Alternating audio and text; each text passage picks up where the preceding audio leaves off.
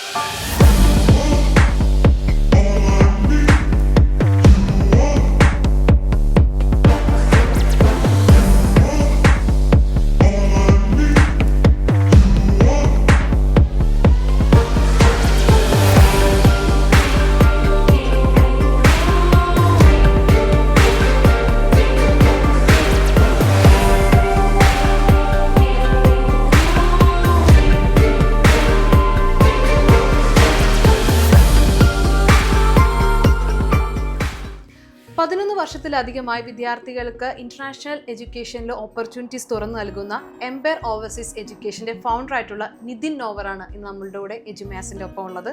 Welcome to the show. Thank you. എവിടെ നിന്നാണ് ആദ്യം തുടക്കം, എംപയർ ഓവർസീസ് എഡ്യൂക്കേഷന്റെ തുടക്കം വരുന്നത്?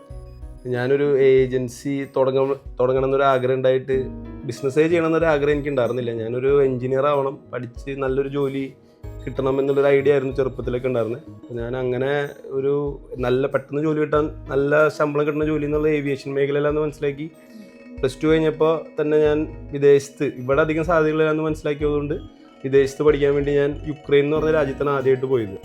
ഞാൻ ഇതുപോലെ തന്നെ ഒരു അബ്രോഡ് എഡ്യൂക്കേഷൻ കൺസൾട്ടൻസിയുടെ സർവീസ് എടുത്തിട്ടാണ് ഞാൻ യുക്രൈൻ എന്ന് പറഞ്ഞ രാജ്യത്ത് ആദ്യം പോകുന്നത്.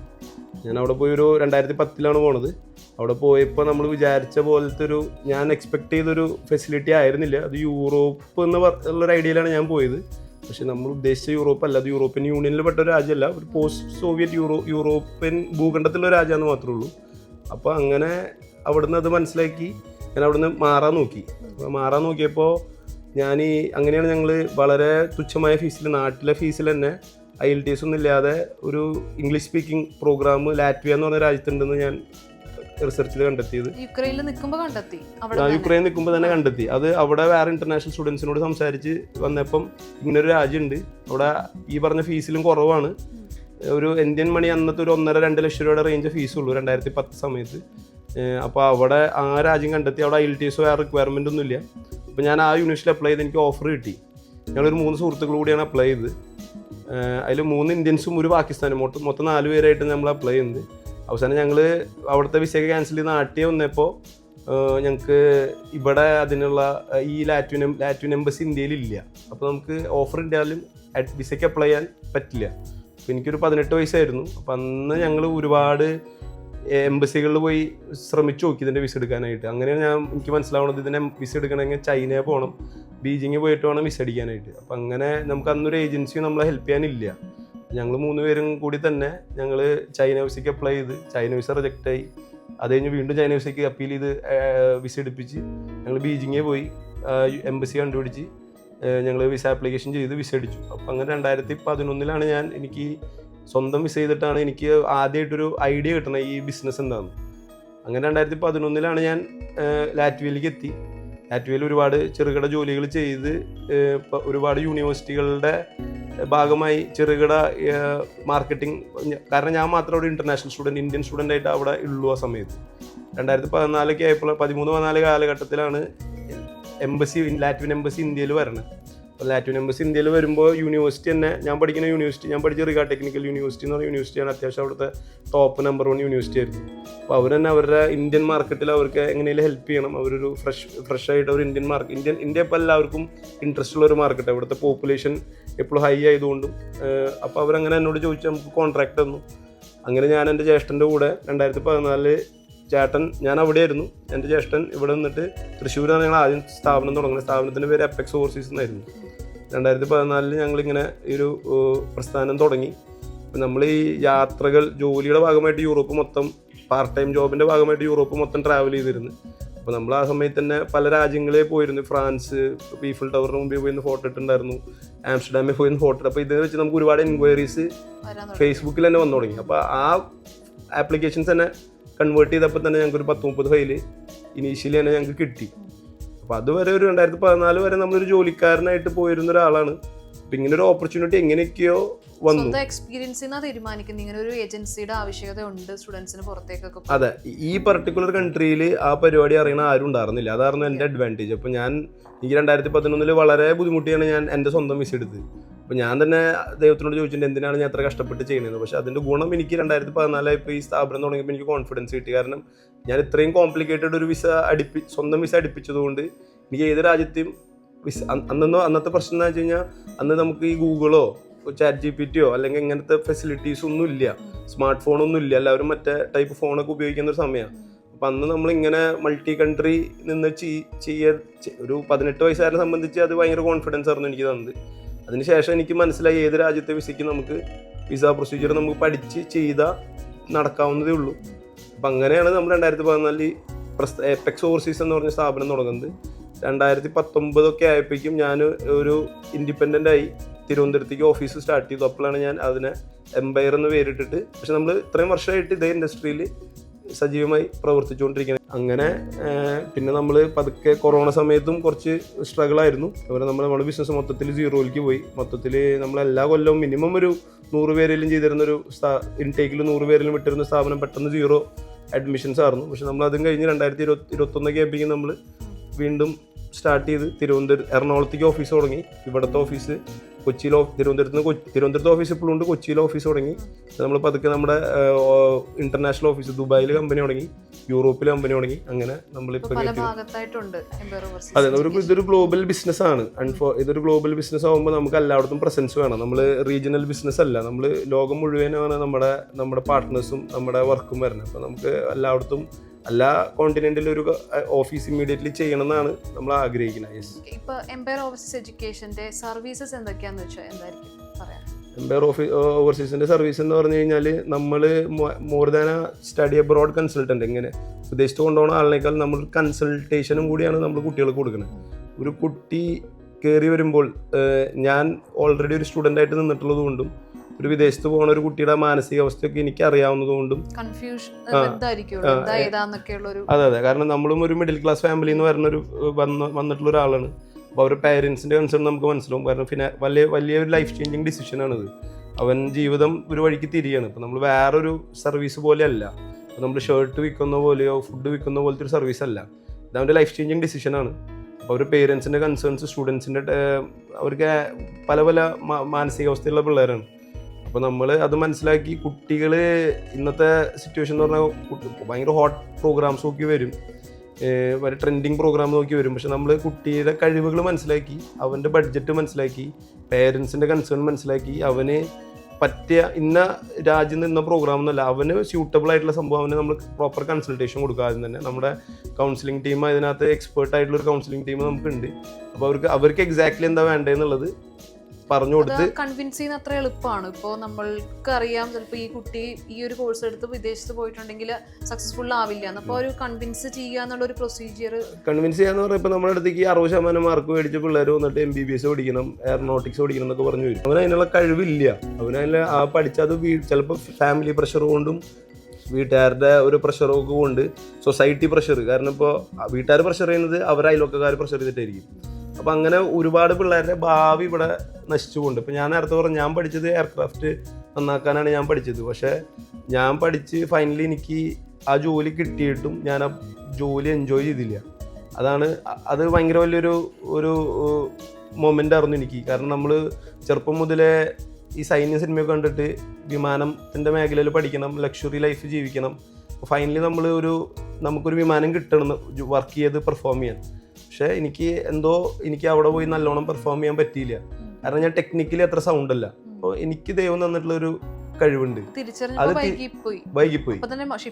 അപ്പൊ തന്നെ ഷിഫ്റ്റ് ചെയ്തില്ല. അത് നമ്മൾ ഷിഫ്റ്റ് ചെയ്തല്ല, ഞാൻ ഒരു ബ്രേക്ക് എടുത്താണ് അതിന്ന്. കാരണം നമുക്ക് ഭയങ്കര ബുദ്ധിമുട്ടാണ്. ഞാനിപ്പോൾ ഈ പരിപാടി ചെയ്യുമ്പോഴായാലും ഒരു ഏജന്റ് കൺസൾട്ടന്റ് എന്ന് പറയുമ്പോൾ ഭയങ്കര പുച്ഛാണ് സമൂഹത്തിൽ. ഈ ഒരു ഫീൽഡിൽ 95% ഫ്രോഡുകളാണ് കൂടുതലുള്ളത്. അപ്പം നമുക്കും ഒരു എൻ്റെ വീട്ടുകാരുടെ അടുത്ത് നിന്ന് എനിക്ക് ഭയങ്കര പ്രഷർ ഉണ്ടായിരുന്നു. എനിക്ക് ഇതൊക്കെ ഈ പരിപാടിയൊക്കെ വല്ലതും വിജയിക്കുക. കാരണം നമ്മൾ ഒറ്റടിക്ക് ഇതൊന്നും ഇങ്ങനെയൊന്നുമല്ല. നമുക്ക് ഇനീഷ്യൽ സ്റ്റേജ് ഉണ്ട്. നമ്മളൊരു 100 വിസിറ്റിംഗ് കാർഡ് വെച്ചിട്ട് ഈ പരിപാടി തുടങ്ങിയതാണ്. നമുക്ക് തുടങ്ങുമ്പോൾ തന്നെ ഓഫീസോ സൗകര്യം ഉണ്ടായിട്ടല്ല. അപ്പോൾ നമുക്ക് സ്വാഭാവികമായിട്ട് പ്രഷർ ഉണ്ടായിരുന്നു. ഈ പരിപാടിയൊക്കെ ഉപേക്ഷിച്ച് ജോലിക്ക് പോകൂടെ നിൽക്കുന്നുള്ള രീതിയിൽ. പക്ഷേ എനിക്ക് ജോലി അൺഫോർച്ചുനേറ്റ്ലി എൻജോയ് ചെയ്യാൻ പറ്റുന്നില്ല. അപ്പോൾ സിമിലർലി പിള്ളേർക്ക് ഓരോ കഴിവ്, അത് വീട്ടുകാരും തിരിച്ചറിയില്ല, പിള്ളേരും തിരിച്ചറിയില്ല. അപ്പോൾ നമ്മൾ അതനുസരിച്ച്, പക്ഷേ നമ്മുടെ നാട്ടിൽ ലിമിറ്റഡ് പ്രോഗ്രാംസ് ഉള്ളൂ. നമ്മുടെ നാട്ടിൽ ഇപ്പോൾ ഓപ്ഷൻ എന്ന് പറഞ്ഞു കഴിഞ്ഞാൽ ഒരു BA, BSc, BTech, health management എന്ന് പറഞ്ഞാൽ വളരെ ലിമിറ്റഡ് ആയിട്ടുള്ള പ്രോഗ്രാംസ് ഉള്ളൂ.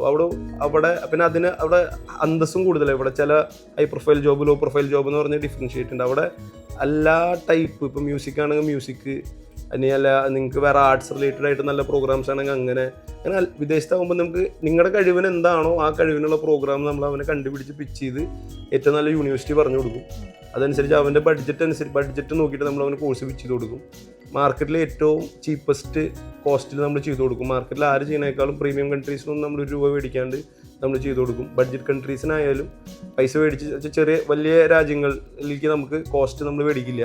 ചെറിയ രാജ്യങ്ങളിൽ നമുക്ക് ആരും ഫ്രീ ആയിട്ട് ചെയ്യാൻ പറ്റില്ല. അപ്പോൾ അതിലുള്ള കോസ്റ്റ് നമ്മൾ ഏറ്റവും ലോ കോസ്റ്റിൽ ചെയ്ത് കൊടുക്കും. ഒരു കുട്ടിക്ക് വേണ്ട അല്ല course guidance, right course pitching ആണ് അതിനകത്ത് ഏറ്റവും ഇമ്പോർട്ടൻറ്റ്. ഇതിൽ കൂടുതൽ യൂണിവേഴ്സിറ്റീസ് ആയിട്ടുള്ള അസോസിയേഷൻസും കൂടുതൽ കൺട്രീസ് ആയിട്ടുള്ള അസോസിയേഷൻസും വേണം. ഞങ്ങൾക്ക് ഓൾമോസ്റ്റ് 25 കൺട്രീസിൽ നമ്മൾ അഡ്മിഷൻ ഇപ്പോൾ ഓൾറെഡി ചെയ്തിട്ടുണ്ട്. അതുമാത്രമല്ല നമ്മൾ ഓൾമോസ്റ്റ് ഒരു 800+ യൂണിവേഴ്സിറ്റീസ് ആയിട്ട് ടൈപ്പ് ഉണ്ട്, പല യൂണിവേഴ്സിറ്റീസ് ആയിട്ട്. അപ്പോൾ നമുക്ക് ഒരുപാട് ഓപ്ഷൻസ് ഉണ്ട് കുട്ടിക്ക് റൈറ്റ് പ്രോഗ്രാം കൊടുക്കാനായിട്ട്. സെക്കൻഡ്ലി അവർക്ക് ത്രൂ ഔട്ട് നമുക്ക് അഡ്മിഷൻ, അവർ ഇവിടെ നിന്ന് അഡ്മിഷൻ എടുക്കുമ്പോൾ അവർക്ക് വേണ്ട എല്ലാ സംഭവങ്ങളും, ഇപ്പോൾ ഇംഗ്ലീഷ് ലാംഗ്വേജ് പ്രൊഫഷ്യൻസി വല്ലതും വേണം, ലാംഗ്വേജ് ട്രെയിനിങ് വേണമെങ്കിൽ ലാംഗ്വേജ് ട്രെയിനിങ്, പിന്നെ നമ്മൾ ഇൻ്റർവ്യൂവിന് ഇരുത്തുമ്പോൾ ഒരു കുട്ടിക്ക് എങ്ങനെയൊക്കെ യൂണിവേഴ്സിറ്റി ഇൻ്റർവ്യൂ, എംബസി ഇൻ്റർവ്യൂ വളരെ ഇമ്പോർട്ടൻറ്റ് ഘടകമാണ്. അപ്പോൾ അതിന് വേണ്ട ഗ്രൂമിങ് സെഷൻ അത് നമ്മൾ ചെയ്ത് കൊടുക്കും. പിന്നെ ഡോക്യുമെൻറ്റേഷൻ A to Z നമ്മൾ ഫുൾ ഗൈഡ് ചെയ്യും. അവർ സത്യം പറഞ്ഞാൽ വേറെ സ്ഥലത്തേക്ക് വേറെ ആരും ആശ്രയിക്കണ്ട. അവരുടെ ഫിനാൻഷ്യൽസും അവരുടെ സ്വന്തം ഡോക്യുമെൻറ്റ്സ് അവർ റെഡിയാക്കാമെന്നല്ലാതെ ബാക്കി എല്ലാ കാര്യങ്ങളും നമ്മൾ ചെയ്ത് കൊടുത്ത് നമ്മൾ വിസ അടിപ്പിച്ചു കൊടുക്കും. ഈ വിസ അടിച്ചതിന് ശേഷമാണ് നമുക്ക് ഏതെങ്കിലും പ്രൊഡക്റ്റിന് സർവീസ് ചാർജ് ഉണ്ടെങ്കിൽ ഞങ്ങൾ മേടിക്കുള്ളൂ. അതാണ് നമ്മുടെ ഒരു വേറൊരു ഇത്. നമ്മൾ അഡ്വാൻസ് ആയിട്ട് പേയ്മെൻ്റ് ഒന്നും കസ്റ്റമറിൽ നിന്ന് മേടിക്കില്ല. കാരണം ഈ വിസ എന്ന പരിപാടി നമ്മൾ 3 മാസം കൊണ്ട് പോകാമെന്നൊക്കെ ആഗ്രഹിച്ചാലും ചിലപ്പോൾ 6 മാസം എടുക്കാം, ചിലപ്പോൾ അടിക്കാതിരിക്കാം. ഒരുപാട് സാഹചര്യങ്ങളുണ്ട്. അപ്പം നമ്മൾ കൂടുതലും കുട്ടികളുടെ കോസ്റ്റ്, വിസ പ്രോസസ്സിനുള്ള കോസ്റ്റ് അവരിൽ നിന്ന് മേടിച്ച് വിസ പ്രോസസ്സ് ചെയ്ത് കൊടുത്ത് നമ്മുടെ സർവീസ് ചാർജ് എപ്പോഴും നമ്മൾ വിസ അടിച്ച് കഴിഞ്ഞാലേ മേടിക്കുള്ളൂ. അത് അതിന് ശേഷം ഇനി അടുത്ത കേസ് എന്ന് വെച്ച് കഴിഞ്ഞാൽ ഈ കുട്ടികൾ അവിടെ എത്തിയതിന് ശേഷം ഏത് രാജ്യത്താണോ എത്തിയത് അവിടുന്ന് എയർപോർട്ട് പിക്കപ്പ്, അക്കോമഡേഷൻ, അവർക്ക് വേണ്ട എല്ലാ ഹെൽപ്പും നമ്മൾ അഡ്മിനിസ്ട്രേറ്റീവ് ഹെൽപ്പ് മുഴുവൻ നമ്മൾ അവിടുന്ന് ചെയ്തു കൊടുക്കും. ഇപ്പോൾ എംപയർ ഓവർസീസ് എഡ്യൂക്കേഷൻ ഒരു 10 വർഷത്തിലധികമായിട്ട് ചൈത്രയാത്ര തുടർന്നുകൊണ്ടിരിക്കുകയാണ്. അപ്പോൾ ഇത്രയും അധികം നാള് സക്സസ് ആയിട്ട് തുടരണമെന്നുണ്ടെങ്കിൽ ഒരു ടീം വേണം. ഒരു സക്സസ്ഫുൾ ആയിട്ടുള്ള ഒരു ടീമിനെ ഒരു വാർത്തെടുക്കണം. അപ്പോൾ എങ്ങനെയാണ് ഒരു ടീമിനെ ഒരു സ്ട്രക്ചർ ചെയ്തിരിക്കുന്നത്? അത് ടീം ഉണ്ടാക്കലാണ് ഒരു കമ്പനി എന്ന് പറയുന്നത് ടീമാണ്. ഒന്നാമത് ഞാൻ ബിസിനസ് പഠിച്ച ഒരാളല്ല, നമ്മുടെ ഇൻറ്റ്യൂഷൻസിൽ വർക്ക് ചെയ്യുന്ന ഒരാളാണ്. നമുക്ക് അതിനകത്ത് ഭയങ്കര ഡാറ്റ അനാലിസിസ് നടത്തിയിട്ടൊന്നും ചെയ്യണതല്ല. പക്ഷെ നമ്മുടെ ഇനീഷ്യൽ സ്റ്റേജസിൽ ആസ് എ ഓൺട്രപ്രണർ നമ്മൾ സ്റ്റാർട്ട് ചെയ്യുമ്പോൾ നമുക്ക് ഭയങ്കര എക്സ്പേർട്ട് ആയിട്ടുള്ള ആൾക്കാർ നമ്മുടെ കൂടെ, ഓൾറെഡി ഹൈ സ്കിൽഡ് ആയിട്ടുള്ള ആൾക്കാർ നമ്മുടെ ഐഡിയനെ വിശ്വസിച്ച് നമ്മുടെ കൂടെ ഒന്നുള്ളൊന്നുമില്ല. അപ്പോൾ ഞാൻ കൂടുതലും നമ്മുടെ വരുന്ന ആൾക്കാരെ നമ്മൾ കൂടുതലും ഒരു ഫാമിലി പോലെ ഒരു കമ്മ്യൂണിറ്റി ബിൽഡ് ചെയ്ത് നമ്മുടെ വിഷനായിട്ട് മാച്ച് ചെയ്യിപ്പിച്ച് ഇതിൽ ഇങ്ങനെ നിന്ന് കഴിഞ്ഞാൽ ഗുണമുണ്ട്. അപ്പോൾ നമ്മുടെ എല്ലാ സ്റ്റാഫിനും നമ്മുടെ കമ്പനി പ്രോഫിറ്റ്സിൽ നിന്ന് അവർ വർക്ക് ചെയ്യുന്ന മേഖലയിൽ നമ്മൾ ഒരു ഇൻസെൻറ്റീവ് സ്ട്രക്ചർ വെച്ചിട്ടുണ്ട്. അപ്പോൾ നമ്മുടെ കമ്പനിയുടെ കൂടുതൽ ബിസിനസ് ചെയ്യാന്നുള്ളത് എല്ലാവരുടെയും ആവശ്യമാണ്. അപ്പോൾ അതനുസരിച്ച് എല്ലാവർക്കും ഗ്രോത്ത് ഉണ്ട്. ഒരു ഫിക്സ്ഡ് സാലറി ഉണ്ട്. ഞാൻ എൻ്റെ സ്റ്റാഫിനോടും പറയും, ഫിക്സ്ഡ് സാലറി എന്ന് പറയുന്നത് ഡെയിലി എക്സ്പെൻസിനുള്ളതാണ്. നിങ്ങൾ നിങ്ങളുടെ ഉള്ളിൽ നിന്ന് ബിസിനസ് ചെയ്യാനുള്ളൊരു എക്കോസിസ്റ്റം ഉണ്ടാക്കണം. നമ്മുടെ ഒരു കമ്മ്യൂണിറ്റി പോലെയാണ് നമ്മൾ തുടങ്ങിയത്. ഫ്രണ്ട്സായിട്ട് നമ്മളെ ഇപ്പോൾ എൻ്റെ ഇപ്പോൾ ഏറ്റവും സീനിയർ സ്റ്റാഫ് എന്ന് പറയുന്നത് നിമ എന്ന് പറഞ്ഞൊരു കുട്ടിയാണ്. അപ്പോൾ അവളെ അതിൽ നമ്മളൊരു പെങ്ങളെ പോലെ നിന്ന്, പക്ഷെ ഞങ്ങൾ ഓഫീസൊക്കെ ഉണ്ടാവുന്നതിന് മുമ്പ് എനിക്ക് ക്ലറിക്കൽ ജോബുകളൊക്കെ ഇച്ചിരി മടിയാണ് ചെയ്യാനായിട്ട്. ഒരുപാട് ഇമെയിൽ അയക്കലും പരിപാടിയൊക്കെ ഉണ്ടാവും. അപ്പോൾ ആദ്യമേ എന്നെ അങ്ങനെ സപ്പോർട്ട് ചെയ്ത, വർക്ക് ഫ്രം ഹോമിൽ നിന്ന് സപ്പോർട്ട് ചെയ്ത് അങ്ങനെ 2 പേരും തുടങ്ങിയൊരു പ്രസ്ഥാനമാണ്. പിന്നെ അങ്ങനെ വന്ന് നമ്മുടെ ആ ഒരു ബന്ധം കൊണ്ട് മാത്രം നമ്മളങ്ങനെ ഒരുപാട് ആൾക്കാരെ വന്നു. അങ്ങനെ ഒരു ഹൈറാർക്കി ഇല്ല നമ്മുടെ ഓഫീസിൽ. ടീം എത്ര പേരുണ്ട്? നമുക്ക് ടീമിൽ മൊത്തം ഒരു 54 പേരോളം ഉണ്ട്. നമുക്ക് ഡിപ്പാർട്ട്മെന്റ് വൈസ് ആണെങ്കിൽ എങ്ങനെയാണ്? ഡിപ്പാർട്ട്മെന്റ് വൈസ് എന്ന് പറയുമ്പോൾ നമ്മുടെ മാർക്കറ്റിംഗ് നമ്മൾ ഇൻഹൗസ് ആയിട്ടാണ് ചെയ്യുന്നത്. അപ്പോൾ മാർക്കറ്റിംഗ് ടീമിനുണ്ട്, മാർക്കറ്റിംഗിൽ ഒരു 7-8 പേര് വർക്ക് ചെയ്യുന്നുണ്ട്. പിന്നെ നമുക്ക് പ്രോസസ്സിംഗ് ടീമുണ്ട്. പ്രോസസ്സിംഗ് ടീം ഓരോ രാജ്യത്തിനും ഓരോ എക്സ്പെർട്ട് കൺട്രി ഹെഡ്സ് ഉണ്ട്. പിന്നെ ഈ മാർക്കറ്റ് ചെയ്തുകൊണ്ട് തന്നെ ലീഡ് മുഴുവൻ കൈകാര്യം ചെയ്യാൻ കൗൺസിലേഴ്സിൻ്റെ ഒരു 10 അംഗ ടീമുണ്ട്. അവർ എല്ലാ ഇതും ചെയ്യും. പിന്നെ പ്രീമിയം കൺട്രീസിന് വേറൊരു ഡിപ്പാർട്ട്മെൻ്റ് ഉണ്ട്. പിന്നെ ഞങ്ങളുടെ അക്കൗണ്ട്സ് അഡ്മിനായിട്ട് നമുക്ക് വേറൊരു ടീമുണ്ട്. പിന്നെ നമുക്ക് ഇൻ ഹൗസ് ഒരു ടെക് ടീമുണ്ട്. നമ്മുടെ ഈ കാലം പുരോഗമിക്കുന്നതനുസരിച്ച് നമ്മുടെ സർവീസസിൻ്റെ ക്വാളിറ്റി ഇമ്പ്രൂവ് ചെയ്യാനായിട്ട് നമ്മൾ ഒരുപാട് സോഫ്റ്റ്വെയർ ഇൻപുട്സ് കൊണ്ടുവരാൻ ശ്രമിക്കുന്നുണ്ട് നമ്മുടെ ഇതിൽ. അപ്പോൾ അങ്ങനെ ഒരു ടെക് ടീമുണ്ട്. അങ്ങനെ മൊത്തം പിന്നെ വിദേശത്ത് പുറത്ത് നമുക്ക് യൂറോപ്പിൽ നമുക്കൊരു ഓഫീസ് ഉണ്ട്. അവിടെ നമുക്ക് 4-5 പേരുടെ ടീമുണ്ട്. അങ്ങനെ മൊത്തം ഒരു 10-54 പേരുടെ ഒരു ഫാമിലിയാണ് ഞങ്ങളുടെ എംപയർ ഓവർസീസ് എഡ്യൂക്കേഷൻ എന്ന് പറയുന്നത്. ഇപ്പോൾ വിദ്യാഭ്യാസ രംഗത്ത് പലതരം മാറ്റങ്ങളാണ് ഡേ ബൈ ഡേ ഉണ്ടായിരിക്കുന്നത്. അപ്പോൾ ഈ ടീമിനെ അപ്ഡേറ്റഡ് ആയിട്ട് നിർത്താൻ വേണ്ടിയിട്ട് എന്തൊക്കെ ട്രെയിനിങ് ആണ്? ട്രെയിനിങ് നമുക്ക് നമ്മുടെ ആദ്യം തന്നെ നമ്മൾ റിലേഷൻസ് ഭയങ്കര സ്ട്രോങ് ആക്കി നമ്മൾ കീപ്പ് ചെയ്യും, നമ്മുടെ ഫോറിൻ റിലേഷൻസ്. അത് കഴിഞ്ഞാൽ അവിടുന്ന് ആ യൂണിവേഴ്സിറ്റികളായിട്ടുള്ള ബന്ധം അതാണ് ഉദ്ദേശിക്കുന്നത്. അവർ നമ്മൾ സ്ട്രോങ് ആയിട്ട് കീപ്പ് ചെയ്യും. ഒരുമാതിരിപ്പെട്ട യൂണിവേഴ്സിറ്റികളൊക്കെ നമ്മൾ പോകുമ്പോൾ പോയി വിസിറ്റ് ചെയ്യും. അവർ ഇന്ത്യയിലേക്ക് വരുമ്പോൾ എല്ലാവരും നമ്മളെ വിസിറ്റ് ചെയ്യും. അപ്പോൾ അവിടെ നമുക്ക് റൈറ്റ് ഡേറ്റ നമ്മൾ പെട്ടെന്ന് സോഴ്സ് ചെയ്യാം. ഈ റൈറ്റ് ഡേറ്റ നമ്മൾ സോഴ്സ് ചെയ്തിട്ട് ആ ഡേറ്റ കുട്ടികളെ എത്തിക്കാനായിട്ട് നമുക്കിപ്പോൾ ഒരു 800 യൂണിവേഴ്സിറ്റിയും അതിനനുസരിച്ച് ലക്ഷക്കണക്കിന് കോഴ്സസും ആണ്. അപ്പോൾ നമുക്കൊരു കുട്ടിക്ക് റൈറ്റ് പ്രോഗ്രാം പിച്ച് ചെയ്യുക എന്നുള്ളത് ഭയങ്കര ഒരു ചലഞ്ചിങ് സിറ്റുവേഷനാണ്. അപ്പോൾ അത് മാറ്റാനായിട്ട് നമ്മൾ തന്നെ ഞങ്ങളുടെ ഉള്ളിൽ തന്നെ നമ്മളൊരു കോഴ്സ് ഫൈൻഡർ ഡെവലപ്പ് ചെയ്തിട്ടുണ്ട്. അപ്പോൾ നിങ്ങളുടെ പ്രൊഫൈലിനനുസരിച്ചുള്ള കോഴ്സ് നമ്മൾ പിച്ച് ചെയ്യാനുള്ള ഒരു IT ഒരു AI പവേർഡ് ഒരു കോഴ്സ് ഫൈൻഡറിലാണ് നമ്മൾ ഇപ്പോൾ വർക്ക് ചെയ്യുന്നത്. അപ്പോൾ നമ്മൾ ഇന്റേണലി അത് യൂസ് ചെയ്യുന്നുണ്ട്. പെട്ടെന്ന് തന്നെ നമ്മളത് പബ്ലിക്കിനും കൂടി കൊടുക്കും. ഇത് ട്രയൽ റൺ നടന്നുകൊണ്ടിരിക്കുകയാണ്. അപ്പോൾ അങ്ങനെ ആകുമ്പോൾ പെട്ടെന്ന് തന്നെ കോഴ്സ് സെർച്ച് അവിടെ കഴിഞ്ഞു. പിന്നെ അവർക്ക് കൺസൾട്ടേഷൻ ഞാൻ പറഞ്ഞല്ലോ, അവരെ നമ്മൾ പറഞ്ഞു കൊടുക്കും. നിങ്ങൾക്ക് ഇഷ്ടമുള്ള കോഴ്സ് മാത്രമല്ല, നമ്മൾ കറക്റ്റ് ആ രാജ്യങ്ങളിൽ ഇത്രയും വർഷം കൊണ്ട് നമ്മൾ വിട്ട പിള്ളേർ പല രാജ്യത്തും ഉണ്ട്. അപ്പോൾ അതനുസരിച്ച് സാധ്യതകളും ഓപ്പർച്യൂണിറ്റീസും അവർക്ക് എന്തെങ്കിലും മിത്സ് ഉണ്ടെങ്കിൽ, എന്തെങ്കിലും മണ്ടൻ ധാരണകളായിട്ട് വരുന്നുണ്ടെങ്കിൽ അത് മുഴുവൻ നമ്മൾ ധാരണയാക്കി കൊടുക്കും. പിന്നെ നമുക്ക് ചെയ്യാൻ പറ്റില്ല എന്നും ചെയ്യാൻ പറ്റുന്ന കാര്യം ചെയ്യാൻ പറ്റുമെന്ന് നമ്മൾ ആദ്യമേ പറയും. നമ്മൾ വെറുതെ ഫേക്ക് പ്രോമിസസ് ആർക്കും കൊടുക്കില്ല. ഇപ്പം ഒരാളുടെ പ്രൊഫൈലിന് ആ കുട്ടിക്ക് ആ പർട്ടിക്കുലർ യൂണിവേഴ്സിറ്റിയോ രാജ്യമോ പറ്റില്ലെങ്കിൽ ഇനീഷ്യലേ പറയും. അതിനകത്ത് നമ്മൾ മാക്സിമം ട്രാൻസ്പെറൻസി കീപ്പ് ചെയ്യാൻ നോക്കും. ഒരു ട്രസ്റ്റിന്റെ കാര്യത്തിലേക്ക് വരുവാന്നുണ്ടെങ്കിൽ ഇപ്പോൾ ഒരു കുട്ടി പുറത്തേക്ക് പോകാൻ തീരുമാനിക്കുമ്പോൾ ഫസ്റ്റ് ആ കുട്ടി എടുക്കേണ്ട കുറച്ച് തീരുമാനങ്ങൾ എന്തൊക്കെയായിരിക്കണം? ഫസ്റ്റ് ആ കുട്ടിയെ മനസ്സിലാക്കുക എന്ന് പറഞ്ഞാൽ ആദ്യം തന്നെ തീരുമാനങ്ങളായിട്ടൊന്നും എടുക്കണം. നമ്മളൊരു ജേണിയാണല്ലോ, യാത്ര. നമ്മൾ ഓരോ തീരുമാനങ്ങൾ നമ്മൾ ഭയങ്കര ഫ്ലെക്സിബിൾ ആയിക്കൊണ്ടിരിക്കണം. നമ്മളെ മാറാൻ തയ്യാറാവണം. ഒരു വിദേശത്തേക്ക് നമ്മൾ റീലൊക്കേറ്റ് ചെയ്യാന്ന് പറഞ്ഞു കഴിഞ്ഞാൽ നമ്മൾ മാറാന്നുള്ളതാണ്. അപ്പോൾ നമ്മളൊരു വളരെ ചലഞ്ചിങ് ആയിട്ടുള്ള ഒരു ഫേസിൽ കൂടെ പോകും. വളരെ ചലഞ്ചിങ് ആയിട്ടുള്ള എന്തും ഫേസ് ചെയ്യാൻ തയ്യാറായിരിക്കും. ഇവിടെ വിദേശത്ത് പോകാന്ന് പറയുമ്പോൾ, നിങ്ങൾ നാട്ടിൽ നിൽക്കാന്ന് പറയുമ്പോൾ എപ്പോഴും നമ്മുടെ നാട്ടിൽ എപ്പോഴും നമുക്കൊരു കംഫർട്ട് ഉണ്ട്. പെട്ടെന്ന് എന്തെങ്കിലും ഉണ്ടായി വിളിക്കാൻ 10 ആളുണ്ട്. പക്ഷെ വിദേശത്ത് അങ്ങനെയല്ല. നിങ്ങൾ ഒറ്റയ്ക്കാണ്. എല്ലാവരും അവരാർക്ക് വേണ്ടി ഓടണം. നിങ്ങൾക്ക് വേണ്ടി ആരും ഓടുന്നില്ല. അപ്പോൾ നിങ്ങളൊരു അന്യരാജ്യത്ത് വന്ന് എത്തുന്നു. അവരുടെ കാലാവസ്ഥയായിട്ട് അഡാപ്റ്റ് ചെയ്യണം. ഈ സ്ട്രേഞ്ചേഴ്സായിട്ട് നിങ്ങൾ മിങ്കിൾ ചെയ്യണം. അവരുടെ കൾച്ചർ ഡിഫറെൻ്റ് ആയിരിക്കും. അവർ വേറെ പല ഭാഷയായിരിക്കും. അതിൻ്റെ ഇടയിൽ കൂടെ നിങ്ങൾ ക്ലാസ്സിന് പോകണം. സ്റ്റുഡൻ്റായിട്ട് പോകണവന് ക്ലാസ്സിൽ പോകണം. അവൻ്റെ ഡ്രസ്സ്, തുണി അലക്കൽ, ലോണ്ട്രി പരിപാടി സ്വന്തമായിട്ട് ചെയ്യണം. ഭക്ഷണം സ്വന്തമായിട്ട് വയ്ക്കണം. ജോലിക്ക് പോകണം. ഇവിടെ വെറുതെ സുഖിച്ച് നടന്നിരുന്ന കുട്ടിക്ക് സംബന്ധിച്ച് ഓവർ ഫ്ലൈറ്റ് അവന്റെ ജീവിതം ഇങ്ങനെയായി മാറുന്നു. ആദ്യമായിട്ട് ഒരു ഏജൻസി ഇങ്ങനെ പറയുന്നത്, ബാക്കിയുള്ള ഏജൻസി ഭയങ്കര സുഖമാണ്, നിങ്ങൾ അങ്ങോട്ട് സുഖമല്ല, ഒരിക്കലും സുഖമല്ല. റിയാലിറ്റി ഇതെന്ന് പറഞ്ഞു കഴിഞ്ഞാൽ നമ്മൾ 18 വയസ്സായ പിള്ളേർ പോകുമ്പോൾ അവന്റെ ഹൃദയം തകർന്നു പോകും. പിന്നെ പെട്ടെന്ന് ചിലപ്പോൾ ഒരുപാട് സുഹൃത്തുക്കൾ കിട്ടും. പക്ഷെ അതൊന്നും മീനിങ് ഫുൾ റിലേഷൻഷിപ്പ് ആയിരിക്കില്ല. അപ്പോൾ നമ്മളൊരു പോയിന്റ് കഴിയുമ്പോൾ ഇനീഷ്യലി കുറെ കൂട്ടുകാരെ കിട്ടിയാലും ചിലപ്പോൾ ആദ്യമേ ആർക്കും കൂട്ടുകാരെ കിട്ടില്ല. അപ്പോൾ ആ ലോൺലിനെസ് അവന് ആദ്യം ഇടിക്കും. അവന് ചിലവർക്ക് ആദ്യം കൂട്ടുകാരെ കിട്ടി കഴിഞ്ഞാൽ ഒരു പോയിന്റ് കഴിയുമ്പോൾ അവനടിക്കും. അവൻ ഒറ്റയ്ക്കാന്നുള്ള തിരിച്ചറിവ് അവനുണ്ടാവും. അപ്പോൾ അത് നമ്മൾ മെൻ്റലി നമ്മളത് അക്സെപ്റ്റ് ചെയ്യാൻ തയ്യാറാവണം. നമുക്ക് നമ്മുടെ കാലാവസ്ഥ എനിക്ക് വിപരീതമായ ഒരു എക്സ്ട്രീം കോൾഡായിരിക്കാം. ചിലപ്പോൾ -20 -17 വന്നിറങ്ങുന്നുണ്ടാവും പിള്ളേർ ഫോറിൻ കൺട്രി. അപ്പോൾ നമ്മൾ പെട്ടെന്ന് അതിനെ അഡാപ്റ്റ് ചെയ്യണം. അത് നമ്മൾ സിക്കാവും. നമുക്കൊരു കഞ്ഞി വെച്ച് തരാനോ ഇതൊന്നും നമുക്ക് നമ്മുടെ അച്ഛനമ്മേനൊക്കെ നമ്മൾ മിസ് ചെയ്യും. ഒരു കട്ടൻ ചായ ഉണ്ടാക്കി കുടിക്കണമെങ്കിൽ തന്നെ നമ്മൾ തന്നെ പാത്രം കഴുകി ചായ ഉളപ്പിച്ചാൽ തന്നെ പാത്രം കഴുകി നമുക്ക് ചായ കിട്ടുള്ളൂ. പുറത്ത് പോയി കഴിക്കുക എന്നുള്ളതും പെട്ടെന്ന് നമുക്ക് ഭയങ്കര പോസിബിൾ അല്ല. അപ്പോൾ ഭയങ്കര സ്ട്രഗിളാണ്. സ്ട്രഗിളിൽ നിന്ന് ഫൈറ്റ് ചെയ്യാൻ നിങ്ങൾ തയ്യാറാവുക. നിങ്ങളെ അഡാപ്റ്റ് ചെയ്യാൻ തയ്യാറാവുക. ഈ ചലഞ്ചസിൽ കൂടെ പോകുമ്പോൾ 1-2 വർഷം കഴിയുമ്പോൾ നിങ്ങളൊരു stronger version of you will find yourself as a stronger version of you. അപ്പോൾ അതിലാണ് പിന്നെയാണ് നിങ്ങൾ പെട്ടെന്ന് പോയി കാശുണ്ടാക്കി വലിയ കാശുണ്ടാക്കുക എന്നുള്ളൊരു ഐഡിയ അല്ലത്. പതുക്കെ പോയി ആ രാജ്യമായിട്ട് ഇണങ്ങിച്ചേരുക, അവിടുത്തെ കൾച്ചറായിട്ട് ഇണങ്ങിച്ചേരുക. അതിനുശേഷം നമ്മളൊന്ന് സെറ്റിൽ ആയതിനു ശേഷം സാധ്യതകൾ അന്വേഷിച്ച് പോവുക. പിന്നെ ഹാർഡ് വർക്ക് ചെയ്യുക. അങ്ങനെയൊക്കെ ചെയ്താൽ തന്നെ നമുക്ക് ഈ വിദേശത്ത് പോയി പഠിച്ചാൽ രക്ഷപ്പെടാൻ പറ്റുള്ളൂ എന്നാണ് എൻ്റെ ഒരു അഭിപ്രായം. ഈസി അല്ല, looks easy but it is not easy. ഇപ്പോൾ ഇവിടെ വരുന്ന ഒരു വിദ്യാർത്ഥിക്ക് എങ്ങനെയാണ് ഒരു കോഴ്സ് അല്ലെങ്കിൽ ഒരു ബഡ്ജറ്റിനനുസരിച്ച് സജസ്റ്റ് ചെയ്യുന്നത്? ചിലപ്പോൾ ആൾക്ക് ആഗ്രഹം ഒരു വലിയൊരു കോഴ്സ് പഠിക്കാം, പക്ഷേ ഈ ഒരു ബഡ്ജറ്റിന് ഉണ്ടാവില്ല. അപ്പോൾ അത് എങ്ങനെയാണ് അത് കൺട്രീസ് അന്വേഷിച്ച് നമ്മൾ അതിന് സെറ്റ് ചെയ്ത് കൊടുക്കുക അല്ലെങ്കിൽ പറഞ്ഞ് മനസ്സിലാക്കുക ഈ ഒരു കോഴ്സിൻ്റെ ആ ഒരു പ്രൊസീജിയർ എങ്ങനെയാണ്?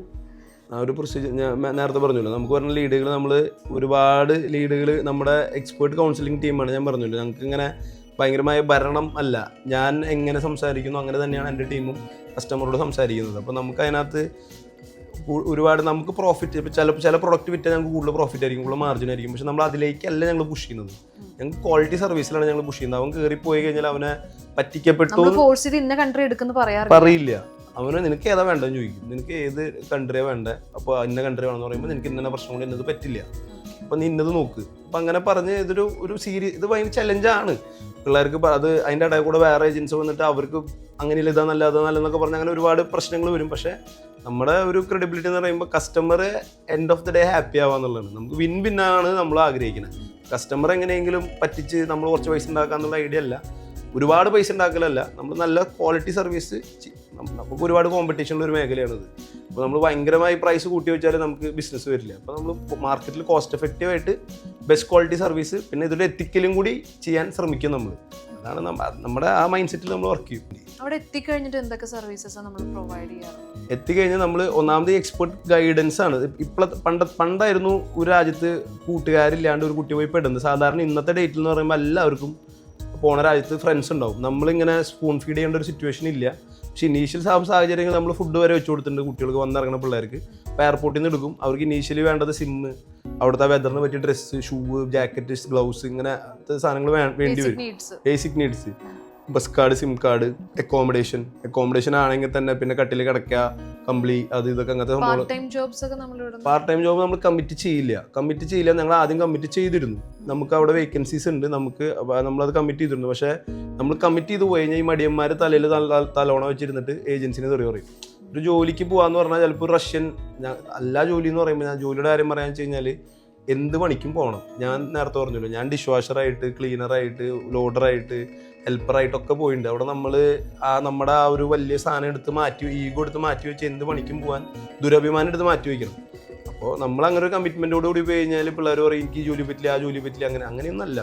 മുതലാളിമാർ പലതരമാണ്. അവരുടെ അനുസരിച്ചാണ്. ചിലപ്പോൾ റഷ്യനായിരിക്കും മുതലാളി, ചിലപ്പോൾ പാകിസ്ഥാനായിരിക്കും മുതലാളി. അപ്പോൾ ഇങ്ങനത്തെ ആൾക്കാരുടെ അടുത്തൊക്കെ നമ്മൾ അഡ്ജസ്റ്റ് ചെയ്യണം. അപ്പം അങ്ങനത്തെ ഒരു കമ്മിറ്റ്മെൻറ്റ് നമ്മൾ കൊടുക്കില്ല. നമ്മൾ അവർ ഗൈഡ് ചെയ്യും, അവരോട് പറഞ്ഞു കൊടുക്കും, ഇന്ന സ്ഥലത്ത് ജോലി ഉണ്ട്, ഇന്ന ഒരു രീതിയിൽ അന്വേഷിച്ചാൽ നമുക്ക് കിട്ടും. അത് നമ്മൾ ഗൈഡൻസ് കൊടുക്കും. നമ്മൾ കമ്മിറ്റ് ചെയ്ത് നമുക്കത് ഭയങ്കര ബുദ്ധിമുട്ടാണ്. ഇവിടെയുള്ള ഒരു വിസ ഡോക്യുമെന്റേഷൻ പ്രൊസീജിയേഴ്സ് ഒക്കെ എങ്ങനെയാണ്? വിസ ഡോക്യുമെന്റേഷൻ പ്രൊസീജിയർ എന്ന് പറഞ്ഞാൽ നമ്മളൊരു കസ്റ്റമർ വന്നു കഴിഞ്ഞാൽ കസ്റ്റമറിനെ നമ്മൾ ആദ്യമേ വന്നിട്ട് നമ്മൾ കൗൺസിലറെ എടുത്തിക്കുക. കൗൺസിലർ എന്ന് പറയുന്നത് കോഴ്സ് പിച്ചിങ്, അവന് മൊത്തത്തിൽ ലൈഫിൽ അവനൊരു ഗൈഡ് ചെയ്യുക. ഇതാണ് കൗൺസിലറുടെ പരിപാടി. അങ്ങനെ അവരോട് ഒരു സീരീസ് ഓഫ് ഡിസ്കഷൻസ് കഴിഞ്ഞിട്ട് അവരൊരു യൂണിവേഴ്സിറ്റിയിൽ കോഴ്സിലും സെറ്റാവും. അങ്ങനെ ആയി കഴിഞ്ഞാൽ പ്രൊഫൈല് നമ്മൾ നമ്മുടെ ആ രാജ്യത്തിൻ്റെ എക്സ്പേർട്ട് ടീമിൻ്റെയിലേക്ക് പോകും. അതാണ് പ്രോസസിങ് ഓഫീസർ. ആ രാജ്യത്തിൻ്റെ ഒരു അപ്പോൾ അവർക്കൊരു പ്രോസസിങ് ഓഫീസർ ഉണ്ടാവും. എന്ന് വെച്ച് കഴിഞ്ഞാൽ കൗൺസിലർ എന്ന് പറഞ്ഞു കഴിഞ്ഞാൽ നിങ്ങൾ ഈ pool of 20-25 countries and pool of 800+ universities, നമ്മൾ അതിൽ നിന്ന് അവന് ആപ്റ്റായിട്ടുള്ളൊരു സാധനം സെലക്ഷൻ ഹെൽപ്പ് ചെയ്യും. സെലക്ഷൻ, അതാണ് കൗൺസിലറുടെ ജോലി. സെക്കൻഡ്, ആ പർട്ടിക്കുലർ ഇപ്പോൾ ഫ്രാൻസ് ആണെങ്കിൽ ഫ്രാൻസിൻ്റെ എക്സ്പേർട്ട് ടീമിൻ്റെ ഞങ്ങളുടെ കൺട്രി ഹെഡിലും അവരുടെ ഇടയിലെ ടീമിലേക്ക് പോകും. അപ്പോൾ അവരായിരിക്കും പിന്നെ ആപ്ലിക്കേഷൻ ടു വിസ അവർ കൈകാര്യം ചെയ്യുന്നത്.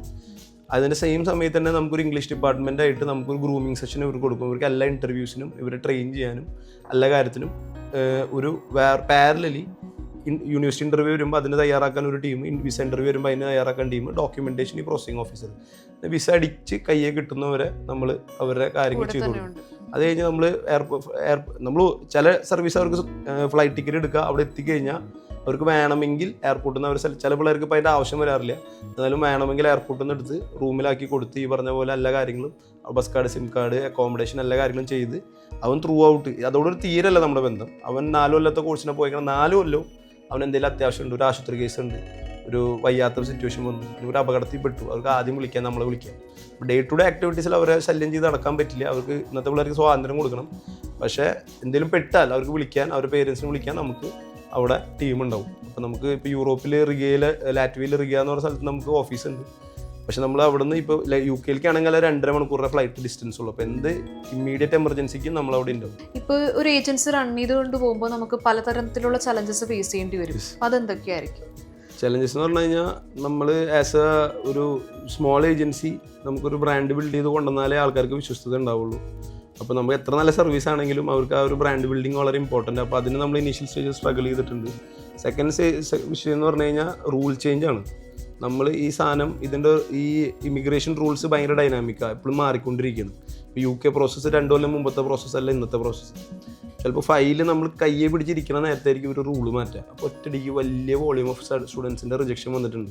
ഞാൻ 500 വിസ ചെയ്തിട്ടുണ്ട് എന്ന് പറയുമ്പോൾ ഞാൻ അതേപോലെ തന്നെ ഒരു 100-300 റിജക്ഷൻ ഞാൻ കൈകാര്യം ചെയ്തിട്ടുണ്ട്. എന്ന് വെച്ച് കഴിഞ്ഞാൽ നമ്മൾ ചിലപ്പോൾ വലിയ വോളിയൂം ഓഫ് വിസകൾ റിജക്റ്റ് ആവും. കൊറോണ പോലത്തെ ഒരു പ്രശ്നം വന്നു, ഒറ്റയടിക്ക് എല്ലാ വിസയും അവർ റിജക്റ്റ് ചെയ്യും. നമ്മളെ ആപ്ലിക്കേഷൻ കയ്യിലിരിക്കുക, നമ്മൾ 100 പിള്ളേർക്ക് വാക്ക് കൊടുത്തിട്ടിരിക്കുക. ഇങ്ങനത്തെ റൂളൊന്നും നമുക്കൊന്നും ചെയ്യാൻ പറ്റില്ല. അതേപോലെ ഇപ്പോൾ US ഇപ്പോൾ റൂൾ ചേഞ്ച് വന്നു, H1B1 റൂൾ ചേഞ്ച് വന്നു, കാനഡയിൽ റൂൾ ചേഞ്ച് വന്നു, UK റൂൾ ചേഞ്ച് വന്നു. അങ്ങനെ ഓരോ രാജ്യത്ത് റൂൾ ചേഞ്ച് വരുമ്പോൾ നമ്മുടെ കയ്യിലിരിക്കുന്ന ഫയലുകളുടെ മൂഡ് മാറും, അവരിത് മാറും, നമുക്ക് ചിലപ്പോൾ റിജക്ഷൻ വരേണ്ടി വരും. അപ്പോൾ അതൊക്കെയാണ് നമ്മുടെ ഏറ്റവും വലിയ ചലഞ്ചസ്. ലാസ്റ്റ് മിനിറ്റിൽ ഇങ്ങനെ വരുന്ന റിജക്ഷൻസിൽ സാധാരണ നമ്മൾ എങ്ങനെയാണ് അത് ഓവർകം ചെയ്യാറുള്ളത്? അല്ല, റിജക്ഷൻ എന്ന് പറയുന്നത് ഉണ്ടാവാം. റിജക്ഷൻ എന്ന് പറയുന്നത് നിങ്ങളുടെ പ്രൊഫൈല് എന്തുകൊണ്ട് ഒരു നിമിഷം നേരം അവർക്ക് തോന്നണേ is not a right candidate എന്ന് അവർക്ക് ഏതെങ്കിലും പോയിന്റിൽ ഫീൽ ചെയ്ത് കഴിഞ്ഞാൽ അവർക്ക് റിജക്റ്റ് ചെയ്യാം. പക്ഷേ റിജക്ഷൻ കൊണ്ട് ഒരാളുടെ ലോകം അവസാനിക്കുന്നില്ല. ആ റിജക്ഷൻ ഉണ്ടെങ്കിലും നമുക്ക് റീഅപ്ലൈ ചെയ്യാനുള്ള ഓപ്ഷൻ ഉണ്ട്. എനിക്ക് ആ രാജ്യത്തിന് റീഅപ്ലൈ ചെയ്യാൻ പറ്റില്ലെങ്കിൽ വേറെ രാജ്യങ്ങളുണ്ട്. ഇങ്ങനെ ഒരുപാട് ജോലി സാധ്യതകളുള്ള അല്ലെങ്കിൽ ഇങ്ങനെ കോഴ്സ് പഠിക്കാൻ പറ്റിയ രാജ്യങ്ങൾ ഇനിയും എക്സ്പ്ലോർ ചെയ്യാത്ത പോലെ ഉണ്ടോ? പല ഏജൻസീസ് ഇപ്പോൾ നമ്മൾ പൊതുവെ നോക്കുമ്പോൾ UK, കാനഡ, ഓസ്ട്രേലിയ അങ്ങനെയുള്ള രാജ്യങ്ങളിലേക്കാണ് വിടുന്നത്. അല്ലാതെയുള്ള നമ്മൾ ഒരുപാട് രാജ്യങ്ങളുണ്ടോ വേറെ? ഒരുപാട്. നമ്മളിപ്പോൾ വളരെ റീസെൻ്റ് ആയിട്ട് റിക്രൂട്ട്മെന്റിന്റെ minister of external affairs protectors of ഇമിഗ്രൻസിന്റെ ലൈസൻസ് എടുത്ത് നമ്മൾ റിക്രൂട്ട്മെന്റും കൂടി സ്റ്റാർട്ട് ചെയ്തിട്ടുണ്ട്, ജോലിക്ക് വേണ്ട ആൾക്കാരെ കൊണ്ടുപോയി. അപ്പോൾ എന്താ സംഭവം എന്ന് വെച്ച് കഴിഞ്ഞാൽ ഈ നല്ല ഹൈ ക്വാളിറ്റി യൂണിവേഴ്സിറ്റി ഉള്ള രാജ്യങ്ങളിലായിരിക്കില്ല ജോബ് ഓപ്പർച്യൂണിറ്റീസ് ഉള്ളത്. അവരുടെ ഗ്രോത്ത് ഉണ്ടാവണമെന്നും ഇൻഡസ്ട്രിയൽ ഡെവലപ്മെൻറ്റ് ഉള്ളതൊക്കെ ഒന്നും അവിടെ ആയിരിക്കില്ല. ഉദാഹരണം അങ്ങനെ ഒരുപാട് സാധ്യതകളുണ്ട്. അപ്പോൾ നമ്മൾ റിക്രൂട്ട്മെൻറ്റും കൂടി ചെയ്യുന്നത് കൊണ്ട് നമുക്കറിയാം ഏതൊക്കെ രാജ്യത്താണ് ഓപ്പർച്യൂണിറ്റീസ് ഉള്ളത്. ഇപ്പം നമ്മൾ പഠിക്കണതൊന്നും അല്ല ഇനി വരാൻ പോണേ. ഇനിയിപ്പോൾ നമ്മുടെ കുറേ ജോബ്സ് റീപ്ലേസ് ചെയ്യപ്പെടും. AI മെഷീൻ ലേണിംഗ് വന്നു കഴിഞ്ഞാൽ ഒരുപാട് ജോലികൾ റീപ്ലേസ് ചെയ്യപ്പെടും. അപ്പോൾ ഒരുപാട് പുതിയ എക്യുപ്മെൻറ്റ്സ് വരും. അപ്പോൾ ഒരുപാട് സ്കിൽഡ് ജോബും ആവശ്യമില്ലാത്ത അതാവും. പിന്നെ നമ്മൾ ഉപയോഗിക്കുന്ന എനർജിയുടെ ന്യൂക്ലിയർ എനർജിയിലേക്ക് ഒരുമാതിരിപ്പെട്ട കാര്യങ്ങൾ മാറാൻ, ഹൈഡ്രജൻ എനർജിയിലേക്ക് മാറാൻ സാധ്യതയുണ്ട്. ഭയങ്കര ഇന്നോവേറ്റീവ്, വളരെ ഫാസ്റ്റായിട്ടാണ് ലോകം മാറിക്കൊണ്ടിരിക്കുന്നത്. അപ്പോൾ നമ്മൾ പഠിച്ച സ്കില്ല് ചിലപ്പോൾ നമുക്ക് ആവശ്യം ഉണ്ടാവില്ല, സൊസൈറ്റിക്ക് ആവശ്യമില്ലാത്ത സാഹചര്യം വരും. അതുകൊണ്ടാണ് വിദേശ പഠനത്തിന് അത്രയും പ്രസക്തി ഉള്ളത്. കാരണം അവർ 2050 അക്കാഡമിക്സ് ആണ് ഇപ്പോൾ പഠിപ്പിക്കുന്നത്. മറ്റുള്ള ഏജൻസികളിൽ നിന്ന് എംപയർ ഓവർസീസ് എഡ്യൂക്കേഷൻ യൂണിക് ഫീച്ചേഴ്സും അതുപോലെ തന്നെ ഫ്യൂച്ചർ ഗോൾസ് എന്തെങ്കിലുമൊക്കെ സെറ്റ് ചെയ്ത് വെച്ചിട്ടുണ്ട്? നമ്മൾ എന്താ പറയുക, യൂണിക് ഫീച്ചേഴ്സ് എന്ന് പറഞ്ഞു കഴിഞ്ഞാൽ ഞാൻ നേരത്തെ പറഞ്ഞ പോലെ ഒരു ഇൻഹൗസ് നമുക്കൊരു എഫിഷ്യൻറ്റ് കോഴ്സ് കണ്ടെത്താനായിട്ട് ഉള്ളൊരു സെർച്ച് എഞ്ചിൻ. അതാണ് നമ്മൾ ടെക്നിക്കലിയാണ് നമുക്ക് ടെക്നിക്കൽ സപ്പോർട്ട് ഇല്ലാണ്ട് നമുക്ക് വലിയ ഹ്യൂജ് വോളിയൂംസിലേക്ക് ഒരിക്കലും നമുക്ക് എത്തിപ്പെടാൻ പറ്റില്ല. നമ്മൾ ഒരു 100 പേരെ കാറ്റർ ചെയ്യാനൊക്കെ നമുക്കൊരു ടീം എഫേർട്ട് ആയിട്ട് നിൽക്കാം. പക്ഷേ ഒരു ടെക്നോളജി ഹെൽപ്പ് ഉണ്ടാവാൻ വേണ്ടിയിട്ട് എന്താ പറയുക, നമ്മുടെ ഇന്റേണൽ ഓപ്പറേഷൻസ് മുഴുവനും നമ്മൾ സോഫ്റ്റ്വെയറിൽ കൂടെ ഞങ്ങൾ തന്നെ ഡെവലപ്പ് ചെയ്തിട്ടുള്ള ഞങ്ങളുടെ സോഫ്റ്റ്വെയറിൽ കൂടെ. ഇപ്പം ബാങ്ക് എന്ന് പറയുന്നത് ഒരു ഐഡിയ എന്ന് പറയുന്നത് ലെഡ്ജറും ഒരു മാനുവൽ സിസ്റ്റത്തിൽ നിന്ന് അവർക്കൊരു സോഫ്റ്റ്വെയർ വന്നപ്പോൾ കുറേ കൂടി അവർക്ക് സ്കെയിലപ്പ് ചെയ്യാൻ പറ്റി. അപ്പോൾ ഞങ്ങളുടെ ഇന്റേണൽ ഓപ്പറേഷൻസ് മൊത്തം ഞങ്ങളിപ്പോൾ ഞങ്ങളുടെ ഇന്റേണൽ സോഫ്റ്റ്വെയറിൽ കൂടിയാണ് ഞങ്ങൾ കൈകാര്യം ചെയ്യുന്നത്. അപ്പോൾ ഒരു 54 സ്റ്റാഫ് ഉണ്ടെങ്കിൽ അവരെല്ലാവരും വർക്ക് നമ്മൾ അസൈൻ ചെയ്യുന്ന സോഫ്റ്റ്വെയറിലൂടെയാണ്. നമ്മൾ കസ്റ്റമറിന് കോഴ്സ് പിച്ച് ചെയ്യുന്നത് സോഫ്റ്റ്വെയറിലൂടെയാണ്. അങ്ങനെ അതാണ് നമ്മുടെ യുണീക്ക് ഫീച്ചർ എന്ന് ഒരു വേറെ ആർക്കും ഇല്ലാത്തൊരു സംഭവം എന്ന് ഞാൻ വിശ്വസിക്കുന്നത്. പിന്നെ ഞാൻ പറഞ്ഞില്ല, നമ്മുടെ way of approach is different towards business. പിന്നെ നമ്മുടെ ഫ്യൂച്ചർ പ്ലാൻസ് എന്ന് പറഞ്ഞു കഴിഞ്ഞാൽ ബിസിനസ് എന്ന് പറയുന്നത് എപ്പോഴും ഒരു ഹൈ റിസ്ക് പരിപാടിയാണ്. ഇന്നുണ്ടെങ്കിൽ നാളെ ഉണ്ടായിക്കൊള്ളുന്ന നിർബന്ധമില്ല. ഒരുപാട് നമ്മുടെ നാട്ടിലെ ബിസിനസ് എന്ന് പറഞ്ഞാൽ 95% ബിസിനസ്സും സക്സസ്ഫുൾ ആണെങ്കിൽ ഒരു 6 to 7 years പൂട്ടിപ്പോവും. സക്സസ്ഫുൾ ആയിട്ടുള്ള ഒരുപാട് ബിസിനസ് പൂട്ടി പോണ കഥകൾ കേൾക്കുമ്പോൾ സ്വാഭാവികമായിട്ട് ബിസിനസ് ചെയ്യണം എനിക്ക് പേടി വരും. കാരണം വലിയ ചെറിയ കമ്പനികൾ പൊളിഞ്ഞു പോകാൻ പെട്ടെന്ന് പൊളിയില്ല.